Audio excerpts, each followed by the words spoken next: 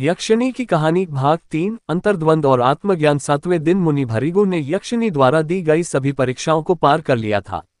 यक्षिणी ने मुनि के तप और धैर्य की सराहना की, लेकिन कहानी अभी समाप्त नहीं हुई थी।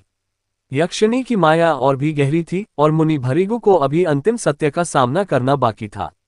मुनि का अंतर्द्वंद। जब यक्षिणी ने मुनि भृगु को आत्मज्ञान और अपार धन संपत्ति का वरदान देने की बात कही, तो मुनि के मन में अचानक एक द्वंद्व शुरू हो गया। क्या वास्तव में आत्मज्ञान और धन संपत्ति एक साथ मिल सकते हैं? क्या ये दोनों एक दूसरे के पूरक हैं या विरोधी? मुनि भृगु को एहसास हुआ कि यदि उन्हें सांसारिक संपत्ति का मोह हो गया, तो उनका ध्यान भंग हो सकता है और वे आत्मज्ञान से दूर हो जाएंगे। इस द्वंद्व से मुक्त होने के लिए मुनि ने यक्षिणी से कहा, हे देवी, मैं आपके वरदान के प्रति आभारी हूँ, लेकिन मुझे केवल आत्मज्ञान चाहिए। मुझे धन संपत्ति की आवश्यकता नहीं है, क्योंकि ये मेरे साधना मार्ग में बाधक बन सकती है। यक्षिणी का अंतिम सत्य। यक्षिणी मुस्कुराए और मुनि की बात सुनकर बोली, हे मुनिवर, तुमने सही पहचाना है। आत्मज्ञान और धन एक साथ प्राप्त हो सकते हैं, लेकिन एक सच्चे साधक के लिए धन का मोह नहीं होना चाहिए। जो व्यक्ति आत्मज्ञान प्राप्त करता है, वह संसार के सभी मोह माया से ऊपर उठ जाता है। धन संपत्ति तब केवल साधन होते हैं, न कि लक्ष्य। तुमने धन को त्याग कर अपने तप का उच्चतम स्तर प्राप्त किया है।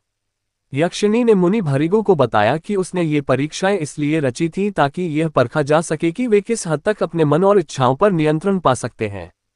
यह अंतिम सत्य था। आत्मज्ञान के मार्ग पर चलने वाला व्यक्ति धन संपत्ति या सांसारिक वस्तुओं को त्यागता नहीं, बल्कि उनके मोह से मुक्त हो जाता है।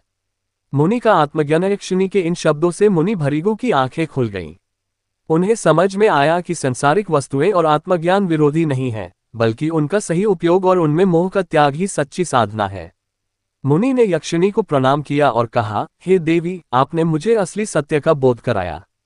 मैं आपका आभारी हूँ। इसके बाद मुनि भृगु ने अपने जीवन को संयम, साधना और लोक कल्याण में समर्पित कर दिया। उन्होंने आत्मज्ञान प्राप्त किया और संसार के महान ऋषियों में गिने जाने लगे। यक्षिणी अंतर्धान हो गई, लेकिन उसकी दी हुई शिक्षा मुनि के हृदय में सदैव बनी रही। कथा का निष्कर्ष। यक्षिणी की इस कथा का अंतिम भाग हमें ये सिखाता है कि आत्मज्ञान प्राप्त करने के लिए मनुष्य को सांसारिक वस्तुओं का त्याग नहीं करना पड़ता, बल्कि उनके प्रति मोह को त्यागना पड़ता है। जब हम मोह माया से ऊपर उठ जाते हैं, तभी हम सच्चे ज्ञान और शांति की ओर बढ़ सकते हैं। धन या अन्य साधनों का सही उपयोग करना चाहिए, लेकिन उनमें लिप्त नहीं होना चाहिए। यही इस कथा का मुख्य संदेश है।